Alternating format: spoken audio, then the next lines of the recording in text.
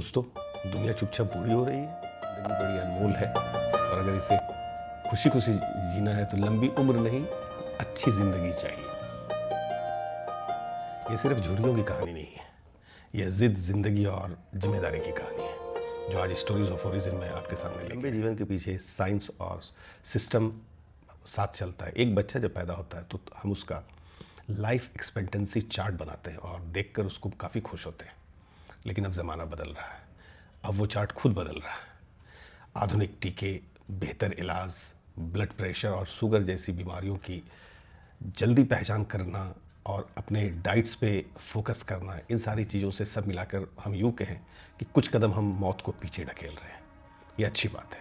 अब यूँ ही देख लीजिए जापान जैसे देशों में, जहाँ डाइट, एक्टिव लाइफस्टाइल और मोटापा कम होने की कहानी से 100 ईयर्स से एबव के लोगों को ज़िंदगी जीने की संभावना ज़्यादा बढ़ जाती है। और दिलचस्प सवाल ये उठता है कि लोग सिर्फ ज़्यादा जी रहे हैं या बेहतर जी रहे हैं। कई 100 ईयर्स के ऐसे लोग हैं जो खुद चलकर पार्क जाते हैं, यार दोस्तों से मिलते भी हैं, नए टेक्नोलॉजी को सीखते हैं और उसका इस्तेमाल भी करते हैं। 80 की उम्र में बच्चों को कई तरह की सलाह भी देते हैं, बेहतर सलाहें देते हैं। लेकिन सिक्के के दूसरे पहलू, दूसरी तरफ वे लोग भी हैं जिनकी लंबी उम्र अकेले और आर्थिक असुरक्षा के साथ गुजर रही है। यह द्वंद्व इस पूरी कहानी को इंसानी बना देता है। आज दुनिया में लगभग 9,35,000 ऐसे लोग हैं जो जिनकी 100 साल से ज़्यादा की जिए जा रहे हैं और यह संख्या सिर्फ 15 सालों में बढ़ी है और यूँ कहें कि ये लगभग दुगुनी हो गई है।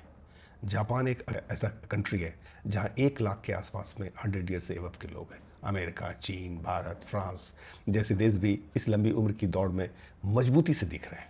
लेकिन जापान की बात ही अलग है। 1,23,330, जहाँ की वर्ल्ड में सबसे अधिक 100 ईयर्स के लोग वहाँ जी रहे हैं। वहीं यूएस में 73,629, चीन में 48,566, भारत 37,988 100 ईयर्स एबव लोग जी रहे हैं और भारत चौथे स्थान पर। ये बहुत अच्छी बात है क्योंकि ये डेटा 2009 से 2024 के बीच का बहुत कुछ कहता है। जहाँ 2009 में 4,55,000 हुआ करते थे पूरी दुनिया में, 24 में 9,35,000 लोग 100 ईयर्स एबव है।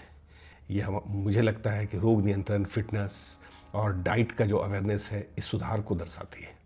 जबकि बुढ़ापे की संख्या एक सवाल और पैदा करता है, स्वास्थ्य सेवा और दबाव भी डाल सकती है। यह सिर्फ आंकड़े नहीं है, ये एक साइलेंट रिवॉल्यूशन है। ऐसा रिवॉल्यूशन जो मेडिकल साइंस, वैक्सीन, पोषण, साफ सफाई, हेल्थ अवेयरनेस की मिली जुली जीती हुई बाजी सा लगता है। लेकिन हर जीत के साथ एक नया सवाल भी आता है कि इतने सारे 100 ईयर्स के लोग समाज में दिखेंगे कैसे। सोचिए कि हम आप कैसे दिखेंगे। लंबी उम्र और स्वस्थ ज़िंदगी पाना कोई जादू नहीं है, बल्कि सही आदतों का नतीजा है।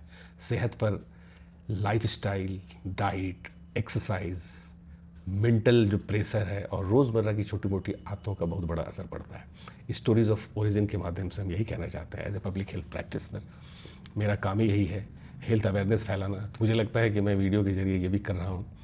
मैं अभी ऑफ ड्यूटी में भी ऑन ड्यूटी का काम कर रहा हूँ। तो लोगों को ये समझना चाहिए, हम आप जैसे लोगों को जो मिड एज में है, कि ज़िंदगी बड़ी अनमोल है और अगर इसे खुशी खुशी जीना है तो लंबी उम्र नहीं, अच्छी ज़िंदगी चाहिए। अगर हम चलें तो ज़िंदगी अच्छी हो जाएगी। आज स्टोरीज़ ऑफ ओरिजिन की इस कहानी में बस आपको कुछ एहसास देना था। मुझे लगता है कि आपको एहसास हुआ होगा। कहानी एहसास दिलाती है। बने रहिए हमारे स्टोरीज़ ऑफ ओरिजिन के साथ। अगर हमारा एपिसोड अच्छा लगता हो तो लाइक कीजिए, सब्सक्राइब कीजिए और दोस्तों के साथ इसे शेयर कीजिए।